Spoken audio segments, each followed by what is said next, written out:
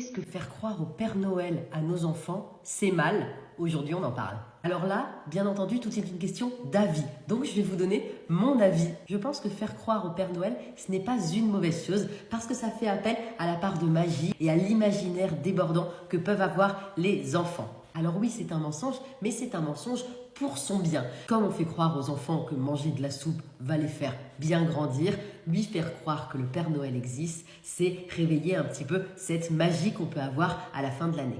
Alors après, si vous n'êtes pas très à l'aise avec l'idée de mentir, moi ce que je fais, c'est que j'utilise le conditionnel tout le temps. Par exemple, maman, où est-ce qu'il habite le Père Noël?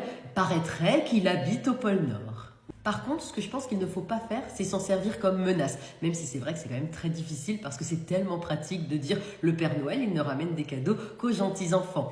Parce que le problème, c'est que ça risque de donner au Père Noël ce rôle un peu de juge, presque de père fêtard, de si t'es méchant, t'auras pas de cadeau. Donc, gardons le Père Noël juste pour les bons moments et évitons de s'en servir pour asseoir notre autorité et je pense que tout ira bien.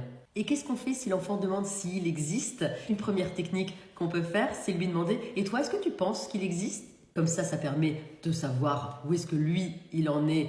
Et après, ce qu'on peut faire, c'est aussi lui expliquer qu'il y a deux façons d'exister. La façon réelle, comme papa et maman par exemple, et la façon pour de faux, comme parfois on joue à pour de faux, ou dans les histoires ou dans les contes, c'est pour de faux. Je ne pense pas que quand ils l'apprennent, ce soit particulièrement violent. D'ailleurs, il y a beaucoup d'enfants qui, lorsqu'ils se doutent que le Père Noël n'existe pas, font semblant de continuer à y croire parce que arrêter de croire au Père Noël, c'est aussi passer un petit peu dans le monde des grands et laisser ce joli monde de la petite enfance. Voilà, j'espère que cette vidéo, elle vous aura peut-être donné des pistes. Dans tous les cas, je vous souhaite à tous une bonne fin d'année. Allez, bonne journée à tous.